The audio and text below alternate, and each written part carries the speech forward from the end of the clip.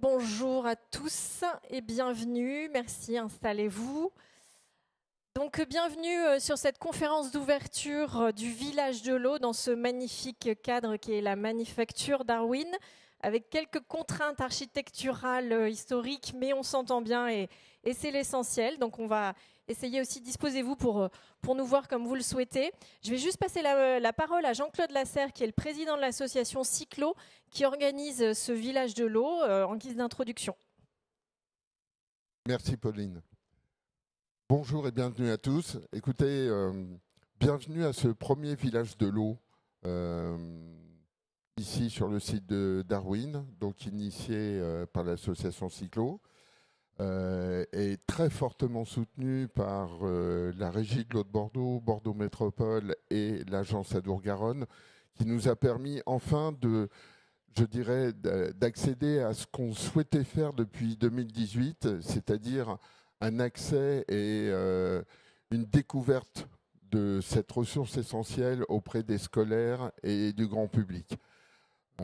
Durant la semaine, de lundi à vendredi, nous avons reçu un peu plus de 1300 scolaires issus des débuts primaires jusqu'à fin de collège, afin de les sensibiliser, afin de les informer, mais de façon très ludique, mais également informatif, pour pouvoir que ces générations qui sont en train de monter puissent être beaucoup plus concernées que nos générations, même si on le fait au quotidien.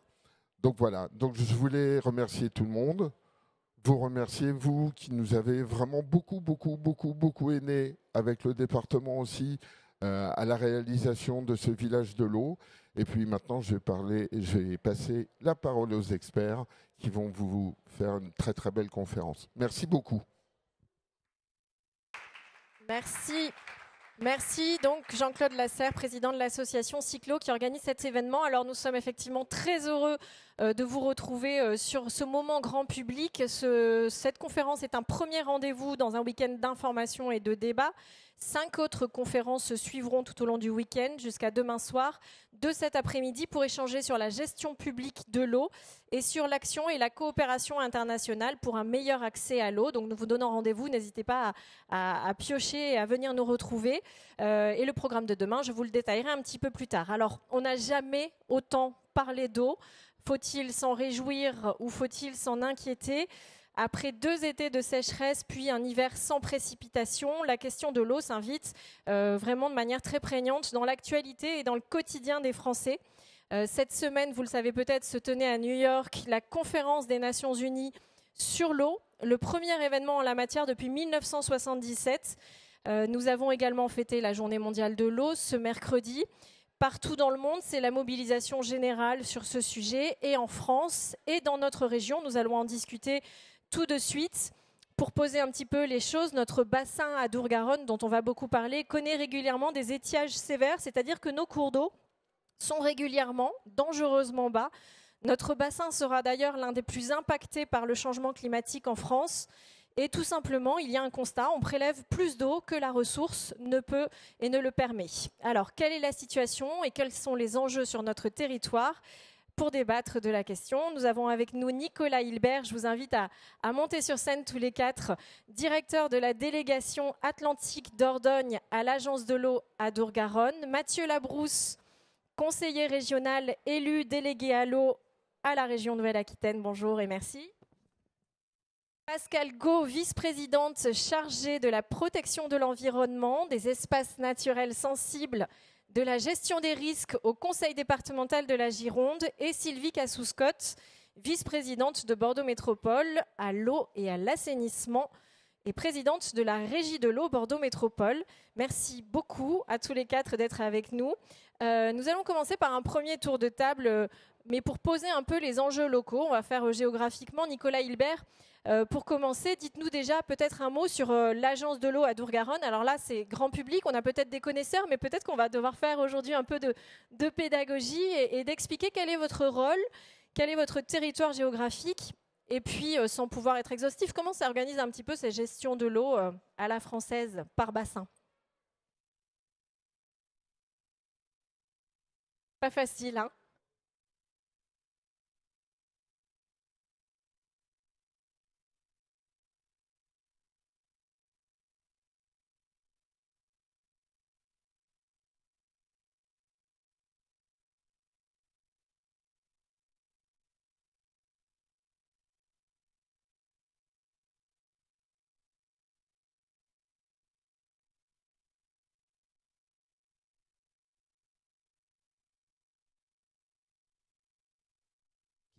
plutôt dévolus aux directions départementales des territoires, qui sont des services déconcentrés de l'État. Nous, notre rôle, c'est d'accompagner des porteurs de projets sur le terrain pour des investissements ou pour des opérations. Donc, pour donner quelques exemples, on accompagne les collectivités territoriales sur les investissements sur l'assainissement, l'eau potable ou la gestion des eaux pluviales. Des associations et des collectivités sur tout ce qui touche la réhabilitation des zones humides ou des milieux aquatiques, comme tout ce qu'on fait par exemple comme travaux sur les rivières. Un troisième sujet qui va être la lutte contre les pollutions, donc un travail sur effectivement tout ce qui touche l'assainissement, mais également les pollutions industrielles ou bien évidemment les pollutions agricoles avec des programmes d'action sur des territoires. Et puis enfin, on a une grosse action sur, et ça recoupe un peu le sujet d'aujourd'hui, sur la gestion quantitative. Et donc, comment on peut s'assurer et comment on peut faire en sorte qu'on arrive à résorber le déficit en eau qui s'annonce sur le territoire. Alors, en termes d'organisation, on s'appuie beaucoup sur les acteurs sur le terrain. Ce n'est pas l'agence de l'eau qui fait en direct les actions. Donc, on s'appuie sur des associations, des collectivités, sur les établissements publics territoriaux de bassin qui sont des structures à l'échelle ce qu'on appelle des sous-bassins versants, en gros des différentes rivières du territoire, qui mettent en musique tout le travail qu'il y a à faire sur l'eau. Voilà, ça peut être aussi des chambres d'agriculture. Voilà, on travaille avec toutes les composantes et tous les acteurs de l'eau sur le territoire, quel que soit le sujet et quel que soit l'enjeu. Et votre territoire géographique, pour situer un petit peu, parce que c'est évidemment pas les frontières administratives. Hein. Alors voilà, donc l'agence de l'eau a plusieurs spécificités. La première, c'est que on est sur un territoire qui est un bassin versant. Donc on a notre territoire d'intervention coupe des départements, coupe des régions, voire même quelquefois coupe des communes en deux. C'est-à-dire qu'on a des exemples de communes où on est compétent sur le sud et le nord, ça va être une autre agence. Donc c'est vrai que pour les élus, c'est toujours un petit peu perturbant d'avoir quelque chose qui n'est pas calé sur des limites administratives. On a une autre spécificité en matière budgétaire, c'est qu'on est financé par des redevances sur le principe pollueur-payeur et préleveur-payeur.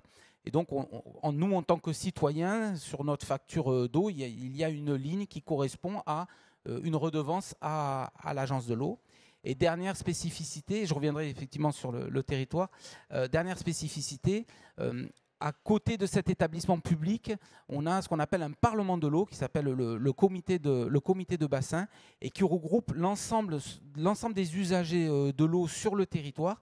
Et donc, il y a un espace de débat, de validation de certains documents comme de la planification et qui nous permet d'avoir ce lien avec l'ensemble des acteurs du territoire. Et donc, ce territoire, pour finir, en gros, il va on va dire, sur la façade atlantique, ça va de La Rochelle jusqu'à la frontière avec l'Espagne, et ça va de l'Atlantique jusqu'à l'Aveyron ou l'Ariège. Voilà. On a l'habitude de dire c'est le grand sud-ouest parce qu'effectivement, avec une partie du Massif central. Un grand quart sud-ouest, comme vous le disiez, c'est pas évident justement de s'y retrouver entre toutes les limites administratives, de gestion, on le verra, et le but c'est aussi effectivement de faire un peu de pédagogie. Mathieu Labrousse, pour la région Nouvelle-Aquitaine, comment œuvrez-vous à votre niveau de collectivité sur cette question de l'eau? Alors, sinon il y en a peut-être un autre qui sera allumé. Bonjour à toutes et à tous. Merci. La région Nouvelle-Aquitaine est à cheval sur deux agences de l'eau. Donc vous avez Nicolas Hilbert qui vous a présenté l'agence de l'eau à Dour-Garonne, et la région Nouvelle-Aquitaine sur sa partie Deux-Sèvres et Vienne et sur l'agence de l'eau Loire-Bretagne. Donc on a deux agences de l'eau, c'est une particularité. La région Nouvelle-Aquitaine, donc avec son président Alain Rousset, qui est président du comité de bassin de l'agence de l'eau à Dour-Garonne, a mis effectivement l'eau sur ce mandat comme une priorité. On accompagne les porteurs de projets, qu'ils soient publics ou privés. Et puis nous avons notre feuille de route Néoterra. je pense que maintenant tout le monde connaît cette feuille de route Néoterra liée à l'environnement, où l'eau est présente. Et puis nous avons rajouté une composante sur ce mandat avec One Health, donc une seule santé, santé végétale, santé animale et santé humaine, où là encore l'eau, on le sait, l'eau c'est la vie et c'est le début de toute la chaîne. Donc nous sommes très attachés à ça. Nous, la région, nous sommes dans plusieurs syndicats, enfin ce qu'on appelle les EPTB, les établissements publics territoriaux de bassin, qui permettent de faire de la politique de l'eau à l'échelle des bassins. Et puis nous avons bien sûr mis en œuvre, pour accompagner bien les entreprises, les agriculteurs et les collectivités, plusieurs appels à projets. Alors sur la protection des champs captants, sur la protection de la ressource en eau, de la qualité, donc nous avons un programme qui s'appelle Ressources, en lien avec l'agence de l'eau et en lien avec les syndicats. Le but, c'est effectivement de préserver nos captages d'eau potable. Donc c'est d'avoir des changements de pratiques agricoles qui utilisent moins de produits phytosanitaires. Et puis c'est également tout ce qu'on peut trouver comme micropolluants autour. Donc on essaye de préserver nos captages. La région a mis en place un appel à projet également sur ce qu'on appelle la réutilisation des eaux non conventionnelles, la REUT. Donc cette REUT permet aux industriels, aux collectivités, un peu un circuit fermé de réutiliser les eaux qu'on a déjà utilisées, les retraiter, les réutiliser dans d'autres usages. Voilà. Et ça, c'est fait pour préserver l'eau potable, celle qu'on a dans nos nappes. Et puis nous avons un autre volet dans le cadre de Néoterra, récemment un appel à projet sur la renaturation des zones humides. On l'a dit, c'était mercredi, on avait déjà un rendez-vous cyclo. Le but, c'est de préserver l'eau en qualité, mais de préserver aussi en quantité. Et plus l'eau mettra de temps à arriver à son exutoire, c'est-à-dire à l'océan, et plus on va pouvoir capter et conserver de l'eau pour nos consommations et nos usages. Vous voyez, la région, elle est bien sûr partout, sur tous les fronts. Sur tous les fronts. Donc on accompagne tous les porteurs de projets. On n'a pas vraiment de maîtrise d'ouvrage en direct à nous. On est là en soutien grâce à notre politique mise en place, je le répète, par Alain Rousset, la majorité. Aquitania, étymologiquement, la terre, le pays des eaux, donc forcément, beaucoup de compétences se recoupent la question de l'eau dans les compétences de la région Nouvelle-Aquitaine. Merci beaucoup. Pascal Gau du département de la Gironde, quelles sont les spécificités vraiment sur le territoire, plus spécifiquement donc girondin, et puis on y viendra dans un deuxième temps, les leviers d'action évidemment. Bien sûr. Bon, d'abord, bonjour à toutes et tous. Alors, je vais en déclinaison, puisqu'on est parti du bassin Adour-Garonne, région. Donc, le département est à peu près dans les mêmes missions que la région et dans les objectifs de l'agence de l'eau, bien entendu. Donc, nous ne distribuons pas d'eau. Nous travaillons avec les 78 autorités organisatrices de distribution d'eau. Voilà, les différentes structures. Nous avons aussi à peu près la même vocation, c'est-à-dire d'accompagner, de veiller à la sécurité des réseaux, à l'entretien des réseaux, à mettre cette question de l'eau dans les aménagements territoriaux avant les réalisations, puisque quand même pour un département qui gagne 20 000 habitants nouveaux par an, nous avons besoin, je regarde un peu mes chiffres pour ne pas me tromper, nous avons besoin en eau, tout usage confondu, 320 millions de mètres cubes par an. Et bien entendu, avec le réchauffement climatique, avec la population qui augmente, nous irons vraisemblablement vers un besoin beaucoup plus grand. Ce qui fait une ponction annuelle dans les nappes d'à peu près 217 millions de mètres cubes par an. Là aussi, une répartition entre 120 millions de mètres cubes pour l'eau potable et en agriculture aux alentours de 10 millions de mètres cubes. Donc ces ressources-là, ce besoin, nous accompagnons au fait qu'il puisse être toujours défendu. Ça veut dire que depuis fin des années 50, nous regardons au niveau de l'état des nappes pour que nous puissions garantir l'usage, l'accès à l'eau potable et de l'augmentation également des besoins. Pour le département, nous nous sommes dotés d'un schéma stratégique départemental d'eau potable, d'un conseil départemental de l'eau. Alors dans ce conseil départemental de l'eau, c'est plutôt une réflexion sur l'avenir dans des thématiques que nous choisissons d'importance, changement climatique, agriculture, information au niveau des élus. Nous avons créé pour l'assistance aux communes, aux collectivités, une mission qui s'appelle Aménageo et qui veille vraiment à un accompagnement poussé des collectivités. Et puis, nous sommes partenaires, comme il a été dit, des différentes structures. Voilà, grosso modo, un petit peu la vision départementale sur la question de l'eau et son organisation. Avec une petite spécificité, je crois, en Gironde, ce qui n'est pas le cas de nos départements voisins, c'est qu'on prélève de l'eau dans les nappes profondes. Hein. Peut-être Voilà. un petit mot. On a vu dans la presse récemment un peu les différentes caractéristiques sur le bassin d'Our-Garonne.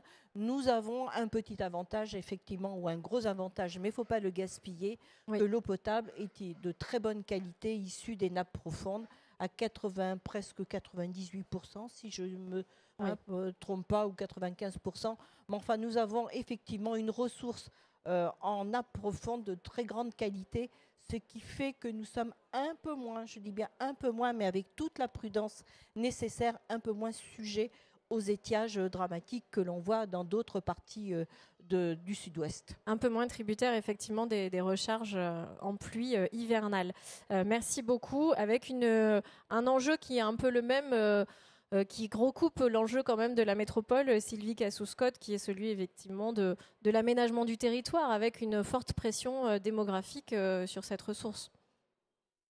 Oui, alors pour revenir sur l'échelle de Bordeaux Métropole, nous avons effectivement cette chance dans notre département Gironde d'avoir la possibilité de puiser dans nos nappes. Pour une population, alors nous sur Bordeaux Métropole, nous couvrons la régie Bordeaux Métropole couvre 300 000 abonnés, ce qui représente à peu près 800 000 usagers. Il n'y a que 23 communes sur les 28 qui sont concernées par la régie de l'eau Bordeaux Métropole. Les autres communes, Bassins, Carbon Blanc, Artigues, relèvent d'un autre syndicat des eaux. Alors oui, il y a effectivement un enjeu fort quand même sur notre métropole, même si nous avons cette chance d'avoir une eau précieuse. Comme il s'agit d'une eau précieuse, il faut la préserver, il faut en prendre soin. Nous parlons de la quantité, je me tourne à M. Labose qui en a cette sensibilité que je partage, de la qualité aussi des eaux.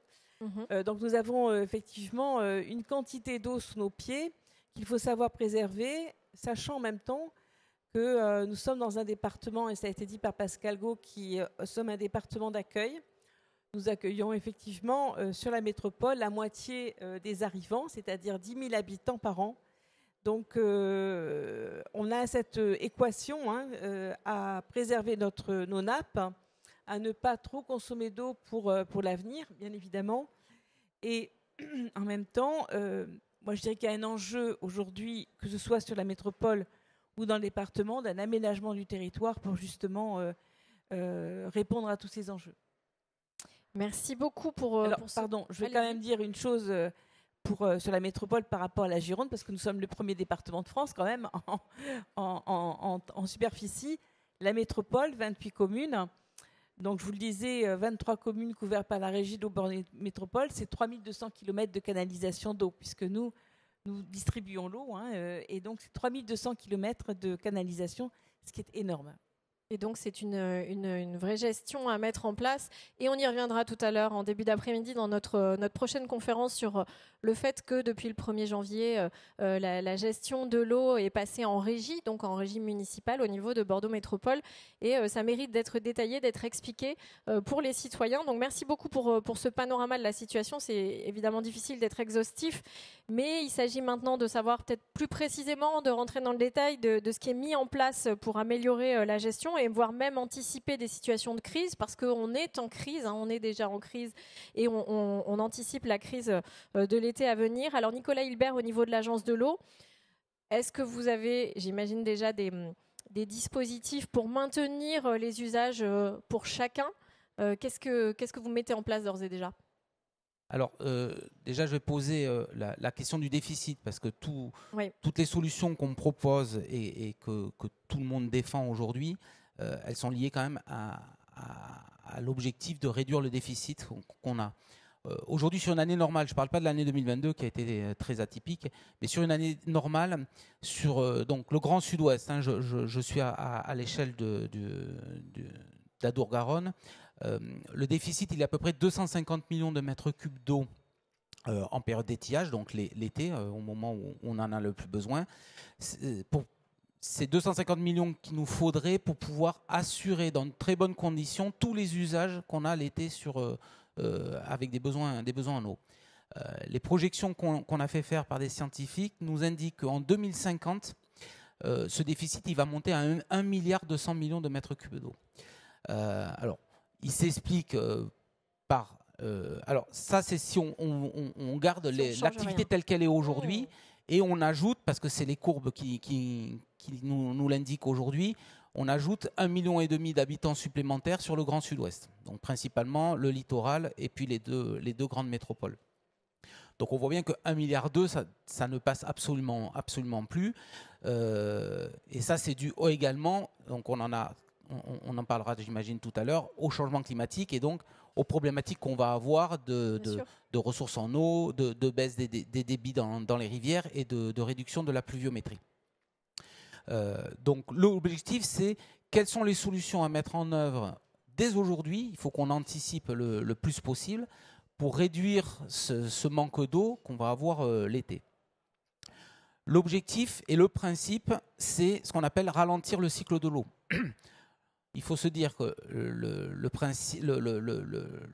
l'objectif de tout ce dont je vais parler après comme solution, c'est comment on arrive à faire en sorte qu'une goutte qui tombe sur le territoire mette le plus de temps possible à arriver jusqu'à la mer, et donc à l'utiliser, à la conserver, notamment pour l'été.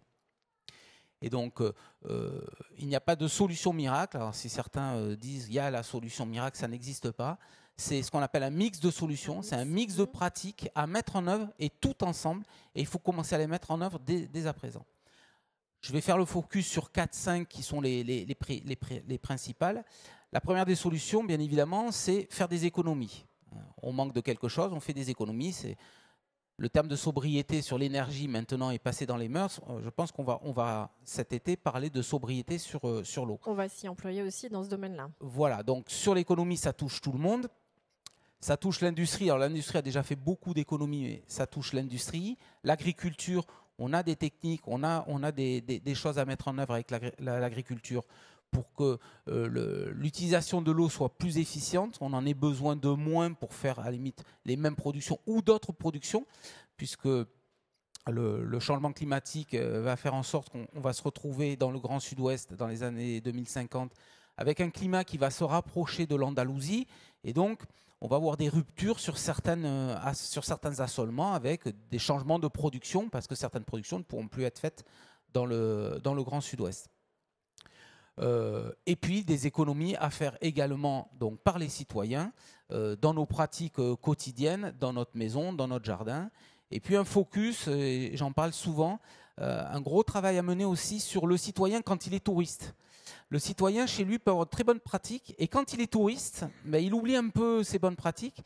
Et on a des études qui montrent qu'un touriste, finalement, va consommer plus d'eau que quand il est chez lui, pour plein de raisons, mais donc il va rester plus longtemps sous la douche, il va prendre plus de douches par jour, et donc ça crée un impact très très fort, et notamment sur la question du littoral.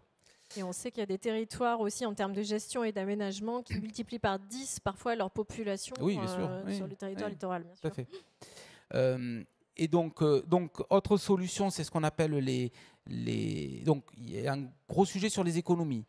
J'en ai un peu parlé. L'agriculture a un rôle à jouer, et on a notamment, on prône beaucoup le développement de ce qu'on appelle l'agroécologie, qui sont des techniques agricoles qui permettent notamment de régénérer, de restaurer les sols, ce qui permet de stocker plus d'eau dans les sols grâce à la matière organique, mais également à éviter le ruissellement rapide de l'eau sur ces sols parce qu'on a des couverts végétaux, et assurer également une percolation plus rapide et plus efficace de l'eau en direction des nappes. Le principe étant d'arriver effectivement à stocker l'eau, que ce soit en surface, dans les sols ou dans les nappes, le plus possible. Troisième solution, c'est ce qu'on appelle les solutions fondées sur la nature. Les zones humides, les milieux aquatiques sont des éponges, un marais, une tourbière, des prairies. Et donc, c'est des zones qu'il faut préserver un maximum, parce qu'elles vont garder de l'eau l'hiver et elles vont relarguer et redonner à la rivière cette eau en été quand on en a le plus besoin. Et ensuite, on en a parlé, on a un gros sujet qui s'appelle donc la reuse, c'est pour la réutilisation des eaux usées traitées. En gros, c'est principalement les eaux qui sortent des stations d'épuration. Et l'idée, c'est de se dire, est-ce que cette eau, on ne peut pas lui donner une deuxième vie, faire un peu une économie circulaire de l'eau pour pouvoir soit alimenter de l'agriculture, et donc l'agriculture périurbaine, et donc permettre de l'irrigation autour de nos villes, ou arroser des golfs. Il y a eu toute une polémique cet été sur le sujet. Arroser des stades, les espaces verts, voilà, voire réalimenter des zones humides en périphérie de ville pour pouvoir effectivement la stocker dans ces milieux. Je vais donner juste quelques chiffres. L'eau usée en France, c'est 8 milliards de mètres cubes d'eau par an. Aujourd'hui, on en réutilise 0,3%. À comparer à des pays comme l'Espagne, 12%, l'Italie, 8%. Je ne parle pas de Chypre ou d'Israël qui sont à 75 ou 90% de réutilisation d'eau. Donc on a une marge de progrès qui est énorme. Les objectifs seraient d'arriver à 10%. Vous voyez que déjà la marge entre 0,3% et 10%, on a x30 à faire. Voilà. Et c'est vraiment quelque chose où on a la possibilité de mobiliser rapidement de très grands volumes d'eau. C'est encourageant, mais encore faut-il le mettre en place. En tout cas, c'est un levier d'action très important. Merci beaucoup. Et on comprend bien que l'eau ne doit pas être un frein dans le développement du territoire. Et peut-être que tous, vous pourrez répondre là-dessus aussi. Mathieu Labrousse, au niveau de la région, vous l'avez un peu cité tout à l'heure, mais pour rentrer plus dans le détail, quels sont vos leviers d'action ? Le but, c'est de dire que chacun est acteur, usager, c'est ça peut-être. C'est ça. Tout à l'heure, je vous ai proposé, et puis Nicolas l'a aussi exposé, des solutions, des appels à projets qu'on a mis en place. Tu as parlé de la sobriété énergétique qui est devenue aussi maintenant la sobriété de l'eau, l'économie. Simplement rappeler qu'aujourd'hui, l'agriculture, c'est à peu près 47% de l'usage de l'eau. La partie qu'on consomme, nous, c'est un peu plus de 35%, et l'industrie, on va dire 12 à 15%. Donc vous voyez l'importance aussi, là où on peut réduire nos consommations, nos usages, et suivant la période de l'année. Parce qu'il y a une chose, tu as parlé du déficit tout à l'heure, à l'horizon 2050 de 1,2 milliard de mètres cubes, on va avoir de l'eau qui va tomber en abondance à un moment donné, et après des longues périodes de sécheresse comme on a connu. Donc d'où l'intérêt du stockage, qu'il soit en souterrain, ou sur le terrain ou en aérien, d'où l'intérêt de stocker l'eau quand elle tombe et de, ce que tu as dit tout à l'heure, de ralentir cet écoulement vers l'eau. Et donc, de la garder dans son milieu naturel en fait le plus longtemps possible. Et tout ce que l'on va mettre en place aujourd'hui, c'est ce mix de solutions. C'est ce que la région va faire en accompagnant les porteurs de projets avec, j'ai dit tout à l'heure, la renaturation des zones humides pour aménager des anciennes zones humides qui ont pu être à un moment donné asséchées. Donc les remettre en fonctionnalité, capter cette eau. Et puis après, vous avez bien sûr en Nouvelle-Aquitaine plusieurs types de géologie.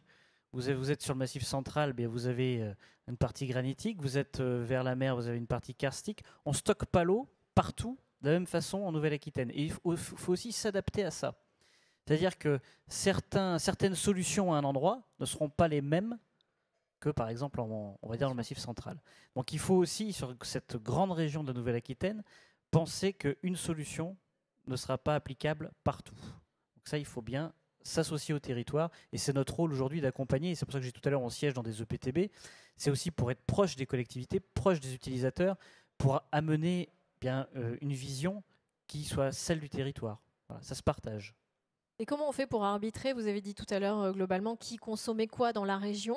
C'est un peu peut-être une idée reçue des gens, mais on va penser l'agriculture, l'industrie consomme énormément. Comment on fait pour arbitrer pour que tout le monde ait de l'eau, pour que tous les usages soient satisfaits? Alors aujourd'hui, c'est l'État qui va, par des arrêtés, autoriser ces prélèvements. Et vous avez donc ce qu'on appelle des périodes à un moment donné où il y a un peu moins d'eau, en période d'étiage, et donc les usages sont réduits. Rappelez simplement que le Code de l'environnement, aujourd'hui, hiérarchise ces choses-là. En 1, c'est l'eau potable. C'est notre eau potable qu'on doit distribuer. En 2, sont les milieux aquatiques. Et là, sur les milieux aquatiques, moi, j'en appelle aux citoyens que vous êtes, que nous sommes. Quand on voit un cours d'eau en a sec, alors certains vont se balader à pied dans ces cours d'eau et trouvent des super chemins de randonnée. Ça laisse quand même perplexe, puisque la vie aquatique, quand on n'a pas d'eau, on n'a plus de vie aquatique, cette vie aquatique, elle aimerait énormément de temps à revenir derrière. Alors j'en parle un peu plus, parce que j'ai aussi une autre casquette qui est celle de président de fédération de pêche et de protection du milieu aquatique. Et donc, observateur privilégié. Aujourd'hui, c'est un événement public que vous proposez, et donc c'est intéressant aussi de discuter avec vous et de voir un petit peu comment vous jugez cette politique de l'eau. Quand vous voyez des cours d'eau qui sont en sec, qu'est-ce que vous pensez? Moi, c'est aussi ça qui m'interroge, c'est comment les gens aujourd'hui perçoivent ce manque d'eau. Donc, juste revenir sur la hiérarchisation, excusez-moi. Oui. Donc en 2, les milieux aquatiques, et en 3, les usages. Les usages, c'est les usages agricoles, les usages industriels, les usages, nos usages à nous en termes de loisirs, entre guillemets. Donc voilà, donc il y a bien des usages. Cette hiérarchisation est faite par l'État et suivant la disponibilité en eau. Voilà. Et donc il ne faut pas que les usages passent avant les milieux aquatiques ou avant l'eau potable. Et c'est bien cette hiérarchisation qu'il faut respecter. Et aujourd'hui, on entend souvent ça va être la guerre de l'eau. Non, il y a quand même des garde-fous. Et ce qu'il faut, c'est qu'on arrive tous ensemble sur nos territoires à discuter pour que chacun puisse continuer ses activités tout en étant dans la sobriété. Voilà. Il faut qu'on arrive à avoir cet équilibre-là. C'est le plus difficile. Mais les actions qu'on va mener, donc là je me tourne vers mes collègues qui sont aussi élus, notre politique qu'on va mener tous ensemble, c'est bien sûr d'amener une autre réflexion auprès du public et de dire, bien voilà, on doit tous être économes dans notre gestion de l'eau. On va vous aider, on va aider les collectivités, on va aider le particulier, on va aider les entreprises avec toutes ces solutions qu'on a pu émettre pour arriver à économiser notre eau et à la stocker pour en avoir utilité toute l'année. Chacun a son rôle à jouer, c'est sur ça que vous insistez, tous usagers et tous contributeurs aussi. Tous concernés. Exactement, tous concernés. Merci beaucoup Pascal Gau au niveau du département. On continue notre panorama géographique, mais vous avez plusieurs niveaux d'action aussi que vous avez un peu cités tout à l'heure, mais n'hésitez pas à rentrer dans le détail voilà, pour que les gens voient quels sont vos leviers d'action. Alors d'abord, on a recruté beaucoup d'ingénieurs, beaucoup de techniciens, de manière à pouvoir accompagner les collectivités et donc la création de cette fameuse mission aménageo qui n'existe pas ailleurs en France dans une collectivité. Je le souligne parce que c'est un très gros effort sur une compétence que nous n'avons pas obligatoirement, donc c'est une approche volontariste. Et je vais plutôt positionner le département sur cette approche politique volontariste. Nous avons par exemple une approche sociale.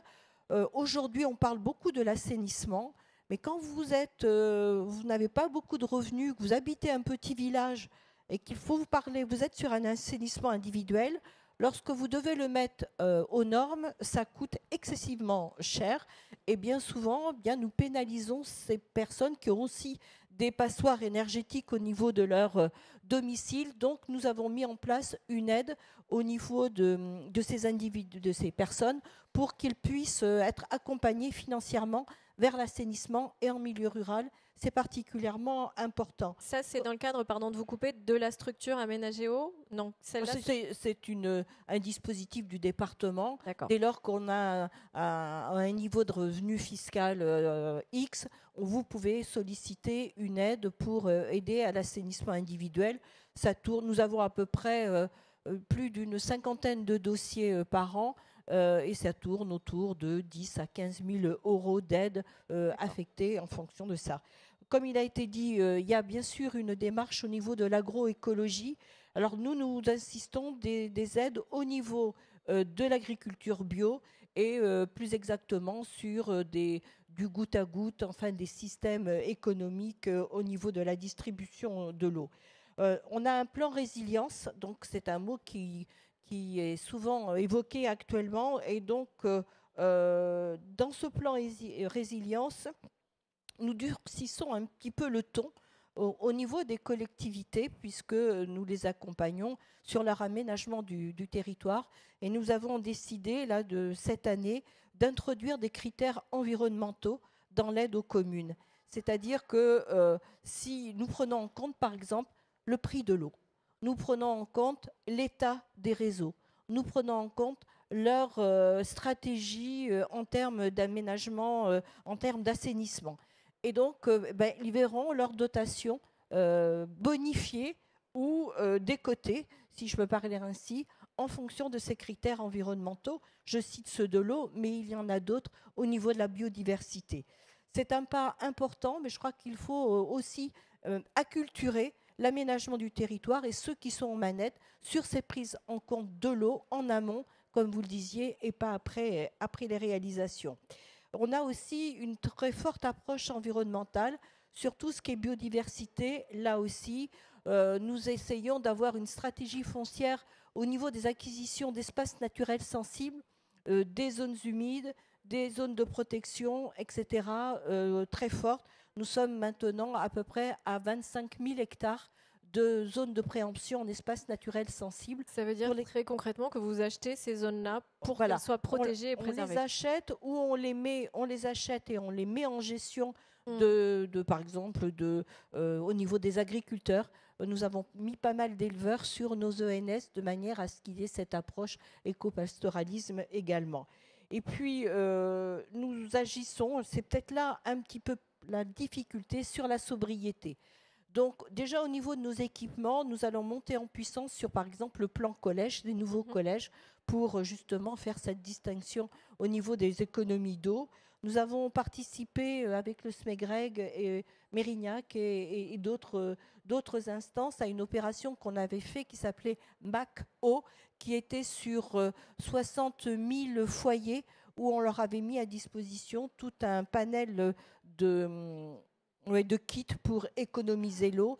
Et en faisant le bilan, on s'est aperçu que sur ces 60 000 foyers, on avait, avec des moyens très simples, au niveau de la douche, au niveau des éviers, etc., c'était 800 000 mètres cubes d'eau qui avaient pu être économisés, et très franchement, sans grande difficulté. Je suppose que Sylvie dira la seconde par douche, ce que ça permet d'économiser.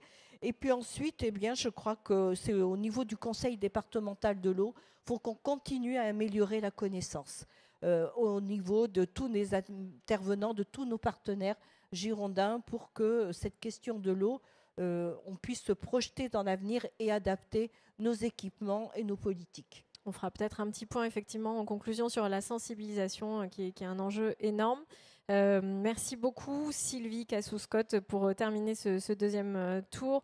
Quels sont vos leviers d'action spécifiquement sur Bordeaux Métropole, même si, encore une fois, je le redis, on y reviendra en début d'après-midi dans le détail vraiment sur la métropole, mais vous avez quand même aussi un panorama d'action.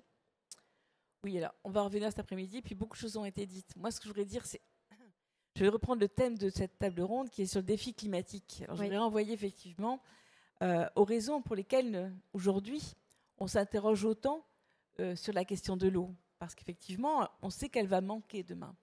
Et pourquoi elle va manquer ? Parce qu'effectivement, la Terre se réchauffe, la Terre a soif, comme dit Eric Orsena.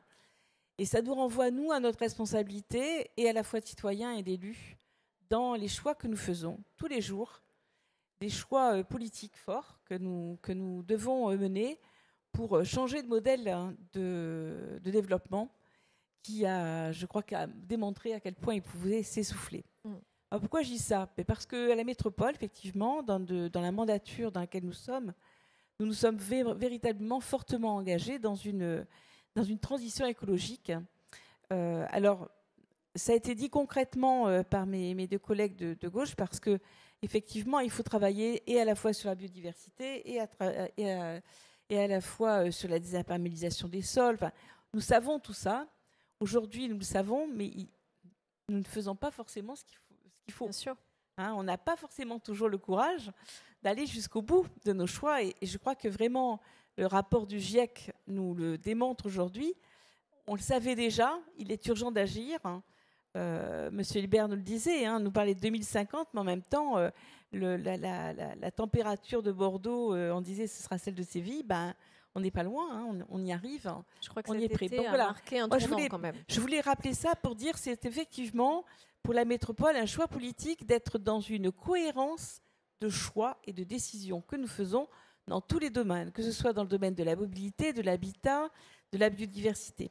Alors sinon, pour ce qui concerne bien sûr notre politique de l'eau, qui s'inscrit dans tout dans ce panorama, nous avons des leviers d'action qui reposent sur à peu près 3 piliers, qui ont la sobriété, ça a été dit, la solidarité, les solidarités et l'anticipation et l'adaptation, pour reprendre le terme de résilience, comme cela a été dit par Pascal Gaud.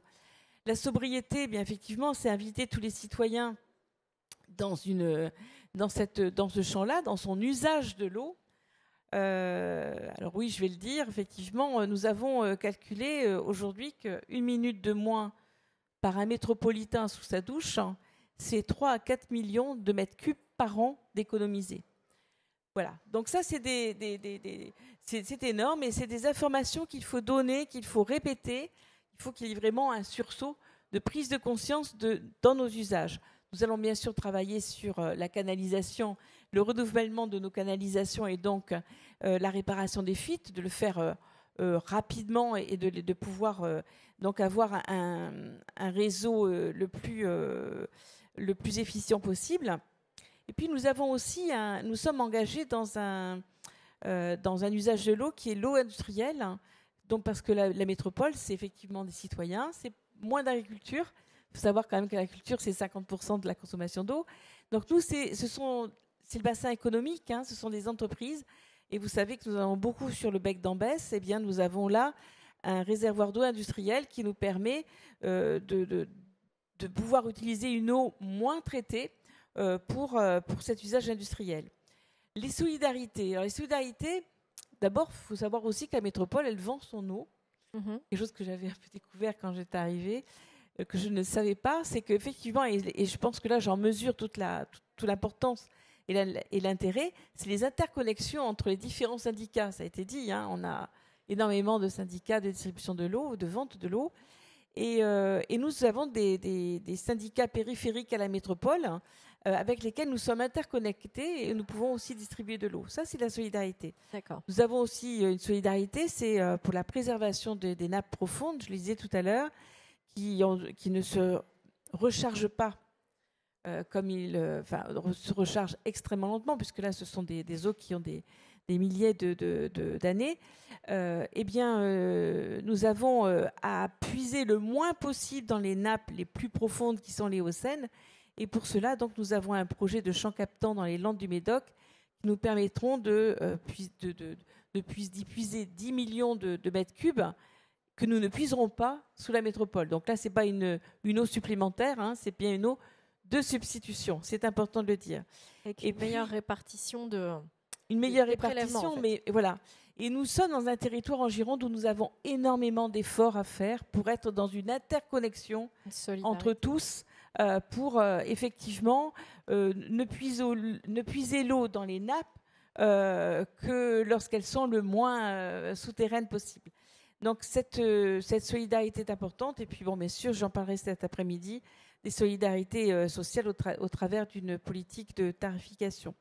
Et puis dernier point, anticipation, adaptation. Eh bien là, c'est effectivement l'adaptation au changement climatique.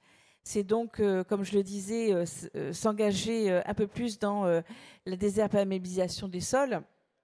C'est adapter nos modes de production. Donc, je le disais, pour tous les usagers qui sont ici, regardons un peu qu'est-ce que nous avons dans notre potager ou dans notre jardin. Évitons d'arroser, d'avoir, et là je parle aux usagers, je ne parle pas aux agriculteurs, c'est une autre question. C'est aussi la rénovation et les zones humides, réinstaurer nos zones humides. Et donc, se repenser. 1 million d'arbres, je vous ai dit tout à l'heure, c'est un objectif que nous sommes fixés dans la métropole, mais c'est aussi réaménager notre territoire, de repenser l'habitat. Vous avez ici, dans ce village de l'eau, des stands qui nous montrent... alors, d'une part, oui, Pascal Gaud faisait référence aux mousseurs, aux kits que nous avons pour chaque usager. Mais nous avons aussi dans ce village des stands où on nous montre comment on pourrait réutiliser l'eau de sa douche. On utilise, quand je disais revoir les usages de l'eau, eh bien effectivement, on a parlé des eaux usées, traitées et des eaux grises qu'on pouvait réutiliser. Mais il y a dans l'habitat aujourd'hui, comment lorsqu'on construit une maison, eh bien on pense que lorsqu'on pourrait réutiliser l'eau de L'eau de sa la douche douche. par les des toilettes, canalisations bien par exemple. pensées. Hein. Donc, Je crois que on a des leviers 30% d'action, de notre mais- eau, notre consommation ménagère, entre guillemets, c'est celle qui est liée aux toilettes. Hein. Donc, si on Oui. pouvait tout simplement récupérer l'eau de la douche pour les toilettes, Oui. et je crois que c'est le stand, effectivement, Oui. qu'il y a. En faisant attention, et je reviens à ce que j'ai dit tout à l'heure sur la qualité de l'eau, c'est Bien sûr. savoir aussi quels sont les cosmétiques, etc., qu'on utilise et qui ne sont pas forcément qui sont aussi les plus polluants. À prendre en compte. Merci beaucoup. Et vous avez parlé aussi tout à l'heure, la recherche de fuite sur votre réseau, qui est vraiment là pour le coup une compétence et un levier de Bordeaux Métropole. Pour information, aujourd'hui, 1 litre sur 5 est perdu par des fuites du réseau, et c'est vraiment un chiffre qu'on doit répéter. Et donc là aussi, il y a quand même de la marge de progression, j'imagine, à votre niveau, à Bordeaux Métropole. Oui, alors ça, c'est dans un investissement important de renouvellement des canalisations, hein, pour, je le disais, 3200 km de réseau. Donc, il faut un travail de renouvellement important pour éviter les fuites. Il y a non seulement réparer vite, mais aussi anticiper les fuites par cet investissement. D'accord, merci beaucoup. Alors, vous avez tous parlé de la situation des mois et des années à venir avec le changement climatique. C'était évidemment la thématique de cette table ronde. Les citoyens, on le disait un peu en préparation, ont pris conscience. Il y a eu un tournant quand même cet été sur la question de l'eau et du réchauffement climatique. Ils ont compris que l'eau, pour ceux qui ne le savaient pas déjà, n'était pas une ressource inépuisable, bien sûr. Alors, qu'est-ce qu'on peut dire aujourd'hui à ces gens qui nous écoutent? Est-ce que le levier, c'est la sensibilisation? Quel message voulez-vous leur faire passer, puisque nous les avons ici, grand public? Je vais te le passer. Moi, le message que j'ai envie de dire, de faire passer, c'est réfléchissons à ce que nous faisons, ce que nous choisissons de faire, ce que nous décidons. Dans notre vie, dans toute notre vie, hein, de tout ce qui nous touche. Et parce que ne croyons pas que nous avons effectivement un progrès technique qui, quelquefois, nous laisse penser qu'on va y arriver. Pour donc le traitement de réutiliser les eaux usées et traitées, de pouvoir imaginer qu'on peut aussi, il y a des pays qui l'ont fait, hein, de pouvoir aller chercher et faire de l'eau potable, et nos voisins le font aussi, de l'eau de mer. Ne croyons pas que le progrès technique suffira à dépasser ce défi climatique qui s'impose à nous aujourd'hui. Et là, vraiment, je crois qu'il faut qu'on change de modèle. Et il est important de toujours, même lorsque dans notre vie du quotidien, se dire quels sont les effets de notre mode de vie sur l'eau. Puisque ça a été dit tout à l'heure, hein, l'eau, c'est un bien commun. C'est ce qui fait notre humanité. Et nous devons effectivement être très soucieux de notre mode de vie pour le garantir pour les années à venir. La technologie ne résoudra évidemment pas tout. Il y a des changements de comportement, c'est là-dessus que vous insistez. Pascal Gault, oui, peut-être sur la sensibilisation. Oui, la sensibilisation. Nous ne sommes pas bons en France sur l'acculturation d'une manière générale. J'en parlais tout à l'heure avec Nicolas. Sur l'environnement, sur les risques, parce que si on parle d'eau, on pourrait aussi parler des risques. Qui est aussi un mais de vos nous sujets. sommes toujours dans la réaction à l'aléa ou à la problématique, et nous avons des marges de progression sur l'anticipation, la résilience, etc. Alors c'est vrai, on a eu un focus avec la sécheresse de l'année 2022, la grêle pour notre région, les incendies qui ont vraiment aussi mis en exergue toute cette fragilité environnementale, que ce soit eau, forêt, etc., et notamment du changement climatique. Mais voilà, il faut qu'on soit un petit peu acculé à le faire. C'est la raison pour laquelle vraiment je salue l'initiative de ce village de l'eau par rapport aux jeunes générations qui ont, je crois, un peu plus naturellement cette sensibilité, mais il faut les accompagner dans toute leur évolution, j'allais dire, sociétale. Et donc ce village est vraiment très intéressant.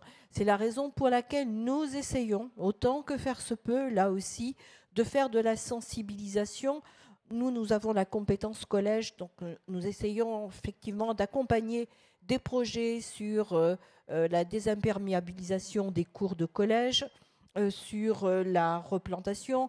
Nous allons, par exemple, sur nos friches routières départementales, quand c'est possible, renaturer pour justement des îlots de fraîcheur, la captation en carbone. Il y a un gros travail là-dessus. Nous avons mis en place des billets courant vert qui sont sur toutes les initiatives que l'on peut aider les élèves à participer. Alors pour nous, en l'occurrence, on prend en charge les transports, mais c'est un gros morceau, si je peux parler ainsi. Donc toutes les actions, les initiatives, nous les subventionnons. Nous avons des éco-délégués aussi sur lesquels nous participons avec l'éducation nationale. Nous sommes en train de réfléchir à continuer à nous doter de jeux.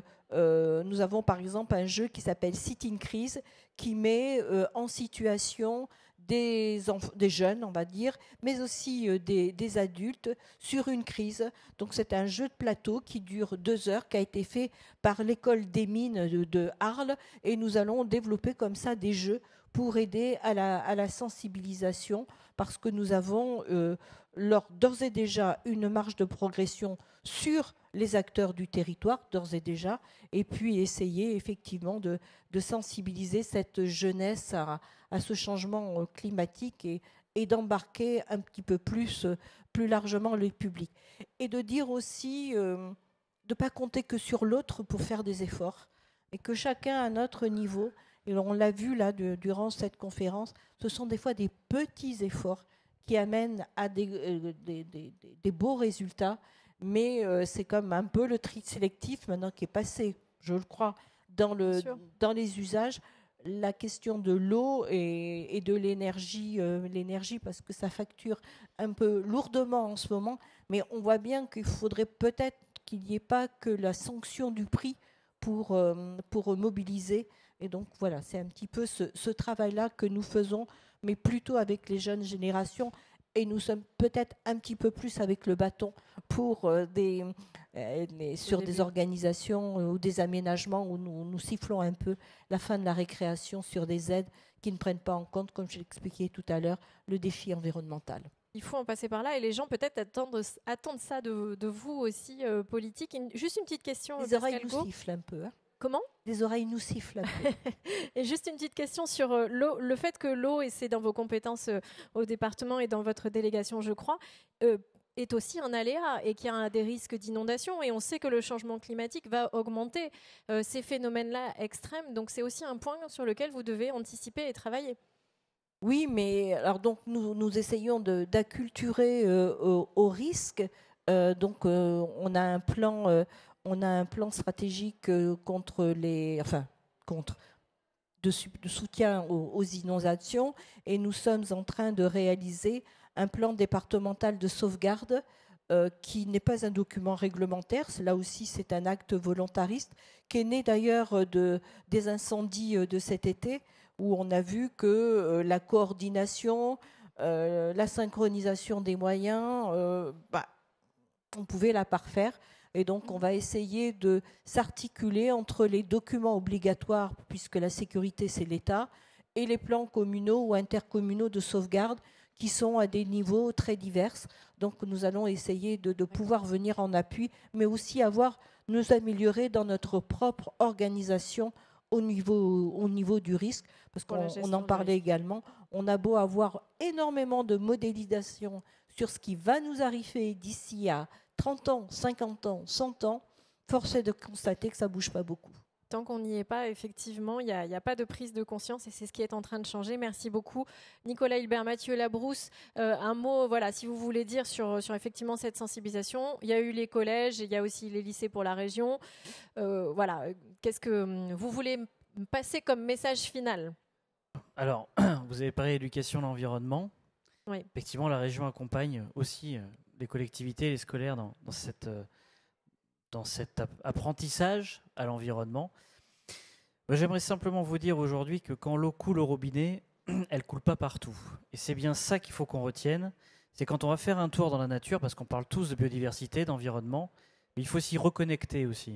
C'est-à-dire que quand on tourne le robinet, on voit de l'eau, c'est pas forcément que le milieu va bien. Et c'est là-dessus qu'il faut s'alerter. Sur l'éducation à l'environnement, je pense que tu parleras aussi des appels à projets que l'Agence de l'eau a pu mettre en place.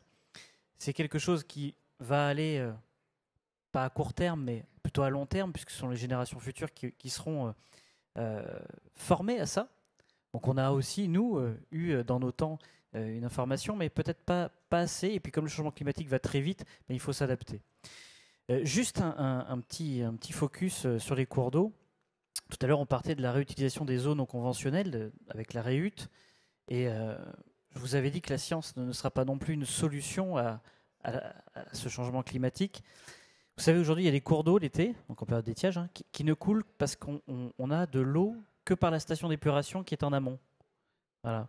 Donc demain, si on réutilise l'eau de la station d'épuration en circuit, en économie circulaire, dans le même sigle, il va en manquer dans le milieu. Et c'est bien pour ça qu'il faut aussi agir sur le milieu, non pas que sur les solutions technologiques, mais bien agir sur le milieu parce que tout est lié. Vous l'avez dit tout à l'heure, la protection des aléas climatiques, donc ce qu'on appelle nous la protection inondation dans la GEMAPI, gestion des milieux aquatiques et de la protection inondation. Vous avez une taxe sur vos impôts pour ça. Eh bien aujourd'hui, c'est aussi lié, cette protection inondation, avec la gestion des milieux. Tout est vraiment lié. Voilà. Donc ça, il faut bien le rappeler. Quand vous payez des taxes, c'est pas juste pour dire il faut payer. Non, derrière, il y a des solutions qui sont mises en place et on ne répond pas à un aléa climatique dans la rapidité, sinon c'est pas la bonne solution. Il faut vraiment tout lier pour qu'à l'avenir, on ait une multitude de solutions qui puissent faire résilience sur ce territoire. Voilà. Donc, juste pour terminer, voilà, chacun, il faut qu'on comprenne aussi pourquoi il y a des solutions à tel ou tel endroit. Il ne faut pas qu'on soit opposé à des choses que l'on peut essayer. Voilà, il faut se donner, on va dire, voilà, il faut rien s'interdire entre guillemets pour les solutions qu'on peut mettre en place. Il faut vraiment tout essayer. Voilà, j'en terminerai là-dessus. Je pense que Nicolas Hilbert a d'autres éléments à nous apporter. Merci beaucoup. Donc, rapidement sur la sensibilisation, comme ça a été dit, il y a un travail important qui est mené sur les jeunes générations, effectivement, pour les sensibiliser sur l'eau, au même titre qu'on le fait sur d'autres sujets de changement climatique. Donc, l'Agence de l'eau a lancé l'année dernière un gros appel à projet qui s'appelle EDUCO, qu'on avait doté d'1 million d'euros. Il a été victime de son succès. On pensait recueillir 40, 50 dossiers. On en a eu plus de 100. Donc c'était plutôt rassurant. On sentait que c'était un sujet donc, qui intéressait. Ça nous a permis d'avoir de nouveaux opérateurs qui n'étaient pas nos opérateurs historiques sur effectivement cette sensibilisation aux enjeux climatiques et à l'eau. Donc du coup, on ne va pas le relancer, mais par contre, on a validé de réabonder à nouveau l'enveloppe pour 2023 pour pouvoir, dans les dossiers qui nous ont été présentés, en accompagner beaucoup plus que ce qu'on aurait pu faire qu'avec juste notre enveloppe d'1 million d'euros. Voilà, donc ça c'est sur la sensibilisation du jeune public. Après, on a aussi la sensibilisation, on en a parlé, des adultes, hein, c'est pas la même chose. Je pense quand même que 2022 a quand même été une année de prise de conscience. Et en plus, ça se poursuit. Donc, comme vous le dites, on n'a jamais autant parlé d'eau qu'en 2023. Déjà en 2022, mais en 2023, on est en plein hiver. Je peux vous dire que nous, au niveau de l'Agence de l'eau, on a des sollicitations presque quasiment quotidiennes pour faire des points à date. D'où on en est, est-ce qu'on va manquer d'eau, l'état des nappes, il a plu, est-ce que ça suffit pour sauver la saison? La réponse est non, bien évidemment. Et donc l'année 2022 a interpellé un petit peu tout le monde et finalement elle rend concret ce que va être 2050. Quand on regarde les simulations qui étaient faites par les scientifiques, ils nous prédisaient un peu une année 2022, mais quand c'est les scientifiques qui nous disent voilà, effectivement nos modèles nous laissent penser qu'on se rapproche, en tout cas l'été, de ce qui se passe dans le sud de l'Espagne, bon, c'est pas très très concret pour nous. Là, on est en capacité de dire 2050, c'est 2022, mais sauf que ça sera tous les ans. Et 2022, ça sera une année moyenne. Ça veut dire qu'on aura des années un peu meilleures, mais on aura aussi des années plus difficiles. Voilà, donc c'est pour ça que ça doit aujourd'hui 2022 doit être vraiment, et peut-être 2023, j'espère pas, mais ça pourrait être peut-être même potentiellement pire. Ça doit être un vrai électrochoc pour lancer effectivement cette anticipation et se dire maintenant 2050, c'est dans 20 ans. Ça arrive quand même très très vite. L'ensemble des solutions qu'on doit mettre en place, elles prennent du temps. Certaines sont voilà, il faut soit du temps pour les mettre en œuvre, soit beaucoup d'investissements pour les mettre en œuvre. Et donc l'anticipation et le démarrage de ce qu'on doit faire démarre maintenant. Merci beaucoup. Alors effectivement, il appartient à chacun de mettre en place des gestes et d'autres conférences tout au long du week-end nous donneront aussi des clés pour qu'on puisse chacun participer à notre niveau et ce village le montre aussi. Là, on était sur les réponses politiques. Évidemment, c'est difficile de tout dire, mais on vous remercie vraiment vivement pour ce panorama et cette explication des enjeux majeurs de notre situation locale sur le front de l'eau. C'est la fin de cette première conférence. On met notre minuteur sous la douche demain matin. 1 minute de moins, c'est ça, Madame Cassou-Scott, voilà, pour économiser quelques millions de litres d'eau. C'est ce qu'on peut faire déjà pour commencer. Merci beaucoup. Je vous invite à venir sur les autres conférences. Donc à 14h30, on vous retrouve, Madame Cassou-Scott, pour une conférence sur le passage en régie publique de l'eau au niveau de Bordeaux Métropole. Donc vous allez comprendre ce qui a changé pour vous ou pas par rapport à ce passage en régie publique et d'autres conférences dans la journée et demain. Tout de suite, vous avez la diffusion d'un film de Maud Fontenoy, Paradis Blanc. Et on vous retrouve à 14h30 pour la prochaine conférence. Merci beaucoup, messieurs, dames, et à très vite sur le village de l'eau.